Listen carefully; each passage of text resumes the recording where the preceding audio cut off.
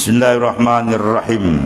Wa qad yazfaru biha al-'abd al-mushaqqaq al-aq'ab duna sayyidih wa qad tazfaru biha al-mar'atu duna zawjiha wasyabu duna syaikh fa iza zafarta biha faqad ahabbaka Allah subhanahu wa ta'ala liqaulihi azza wa jalla innallaha yuhibbut tawwabin wa yuhibbul mutatahhirin.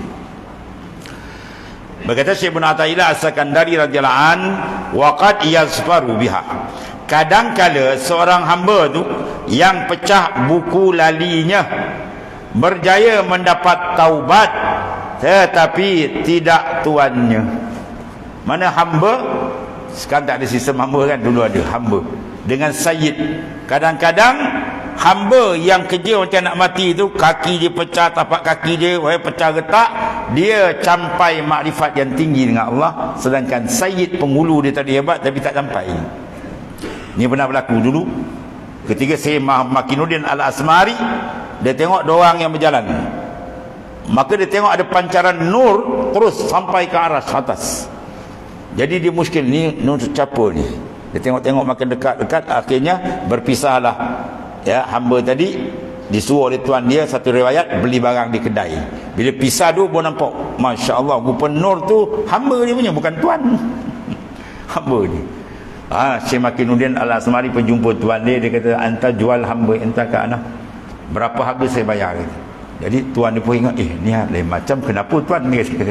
Lahir cerita lah, sebenarnya hamba kau tu ialah wali Allah Ta'ala tu. Masya Allah, kalau begitu saya lepas kerja lah macam mereka, tak payah bayar-bayar dia tu. Nur dia memancar tu. Ya, pancaran nur, ahli zikir, ahli ma'rifat, bagi ahli lah dia terbuka. Ya, pancaran nur dia terang tu. Dan tilikan dia pun nur terang. Ittaqu firasatul mu'min fa innahu yanzuru binurillah. Takut kamu akan tenungan ahli ma'rifat wa mukmin yang kamil, dia memandang dengan nur Tuhan. Ya, dia memandang dengan nur, muka siapa Tuhan buka. Dia boleh baca kita A to Z kan, tapi tak ada kerja dia nak baca kita lah. Sebab apa? Hasil daripada cermin yang bersih, dia akan dapat tangkap. Tu je. Cermin ni sifat dia menangkap, boleh tangkap. Masalah dia terhijab dengan lumpur lah, debu, itu kerja dia. Bila orang tu lap bersihkan, dapat tangkap. Tu je. Yang masalah dia tak bersihkan, dia biar mungkar, maksiat, lalai, ghaflah, dia tabal, sayang. Cermin yang boleh digunakan untuk muka syafah menangkap, tiba-tiba tak dibersihkan, jadi rugi besar. Dia boleh tangkap tapi tak nampak. Itu maksudnya. Ya. Dia suruh kita riyadah wal mujahadah. Itu insya-Allah terbuka ya, pandangan muka syafah dengan Allah Subhanahu Wa Taala. Kadang-kadang seorang isteri berjaya mendapat taubat tetapi tidak suami. Ya. Maknanya isteri tadi dipilih jadi golongan taib. Bila taib bermakna bersih dosa, dan at-taib min azam kama la zambalah. Orang yang bertaubat sungguh zahir dan batin Allah Taala, maka Rasulullah menyatakan kama la zambalah, tolak dia tak ada dosa, bersih. Tapi kadang-kadang suami tak dapat. Makna segi pangkat kadang isteri dengan suami, maknanya suami itu lebih mengetuai kan dalam keluarga. Tapi isteri pula dapat, suami tak dapat. Pun boleh berlaku. Sebab apa? Ini kurnia daripada Allah Subhanahu Wa Taala. Kadang-kadang pemuda berjaya mendapat taubat tapi si tua tak ada. Tua dengan bangka dia kan. Ya, tua dia tak ada langsung dia memberi fokus untuk melakukan pembersihan qalbi dia. Ya, yang budak muda pula dia sungguh-sungguh. Ada juga berlaku begitu. Maknanya tidak tentu. Maksud ada yang dapat walaupun kadang-kadang usia dia muda. Ya, kehebatan dia Tuhan berikan. Maka bila engkau berjaya mendapatnya, yakinlah semuanya Allah SWT telah mencintaimu.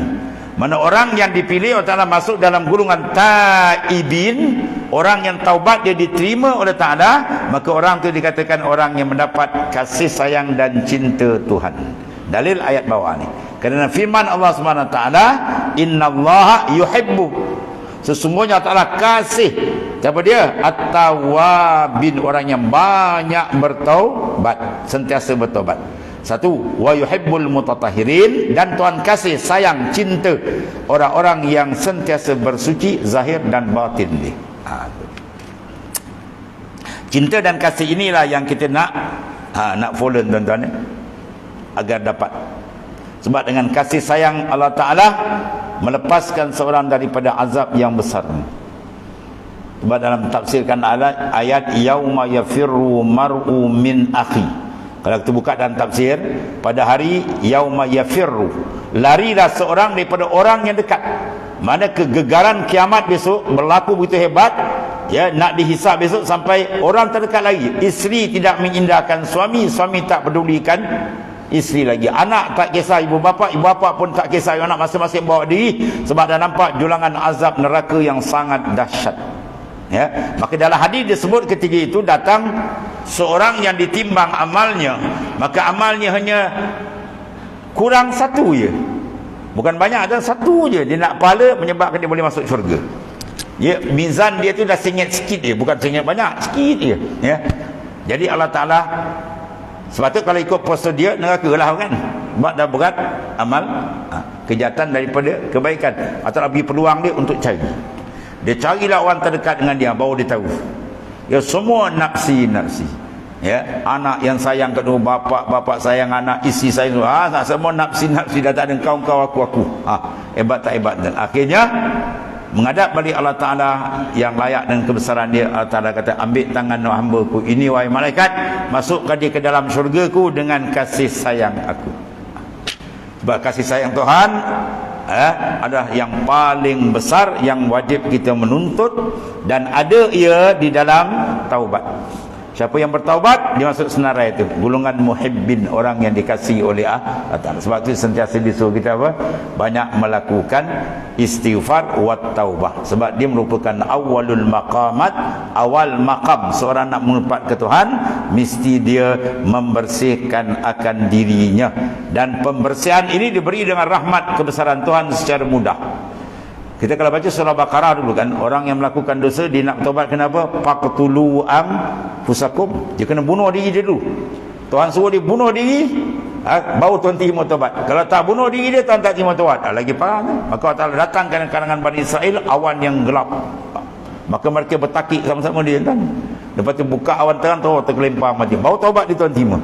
Kalau ni Tuhan syaratkan, wah betul maut kita. Sekarang tak ada apa bayar, free je. Bubur 3 syarat. An-nadam, sesal sungguh-sungguh. Kemudian al-iqla', tinggalkan benda yang tidak diredai, yang dia telah tersasar dibuat tadi. Kemudian al-azam, azam tu tak nak buat, cukup Tuhan terima. Ya, itu kasih sayang Tuhan. Sebab tu kalau kita tengok tobat, bila kita rasa sejuk hati kita, tu tanda tobat itu diterima Ta'ala. Ditambah pula dengan lelehan air mata. Itu lagi mahal. Kitratani la yamassuhumun nar, 2 titisan ni tidak akan disentuh api neraka. 1 titisan darah yang syahid. Ini banyak sahabat-sahabat kita sedang menikmati di Lubnan, di Palestin, ya. Itu dia sedang menikmati.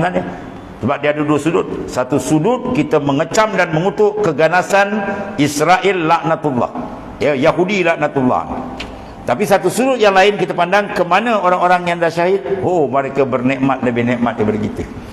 Dalam hadis kata kalau boleh orang syahid ni dia nak balik ke dunia, dia nak syahid lagi. Sebab ganjaran dia amat besar, dia dukhulun jannah bighairi hisab, mereka masuk syurga tanpa hisab. Itu satu kenikmatan syahid. Yang kedua ialah dumuk, air mata yang keluar daripada ketukan kalbi.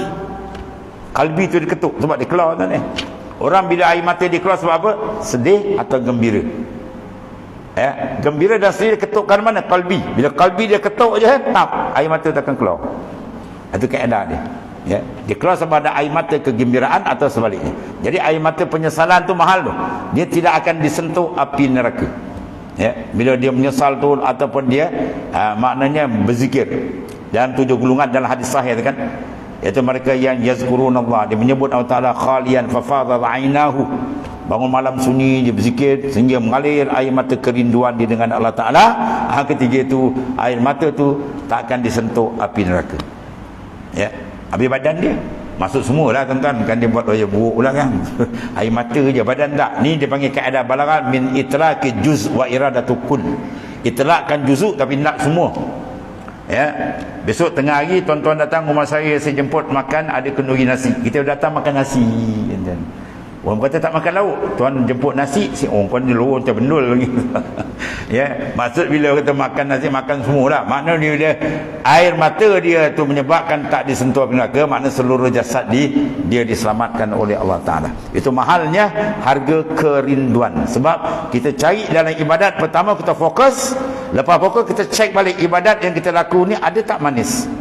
Kalau tak ada kemanisan, bahaya kan. Kita cek bermanis dengan Tuhan, bi falyafrahu. Dan dapat manis, kita cek balik ada tak mahabbah. Depan mahabbah, last sekali dia ada ishqun, rindu yang cukup kuat.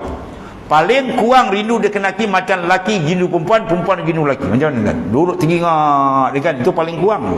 Dia nak lebih lepas tu speed sampai rindu betul. Duduk bangun dia dengan Allah Ta'ala. Ketika kita barulah rafa'tul hijab, Sayyidina Ahmad Idris kata dibuka hijab. Ya. Kalau kalbi kita tak ada rindu lagi, oh jauh lagi kan, kena speed balik. Minta dengan Ta'ala, ya Allah engkau tariklah kalbiku ke hadratmu. Ya. Untuk minta dalam semayang tu pun cukup tuan. Daripada awal takbir sampai salam, ya Allah tariklah hatiku menghadap kepada engkau, ataupun bertawajuh. Tawajuh tu bahasa Arab, bahasa Melayu kata menghadap.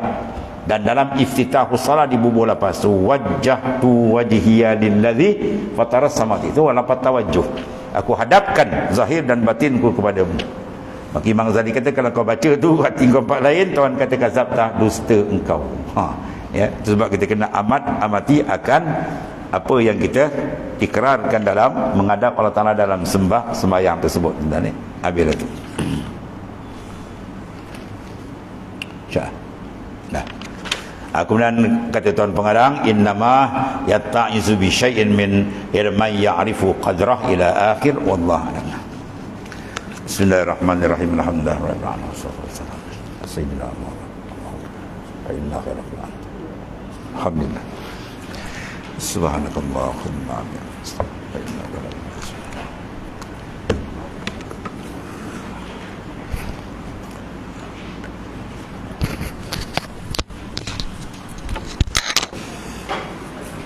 Iya.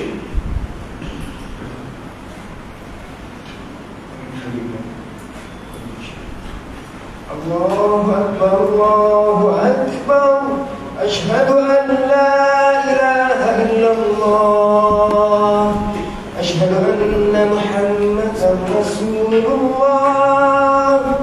Hayya 'alas salati, hayya 'alal falah.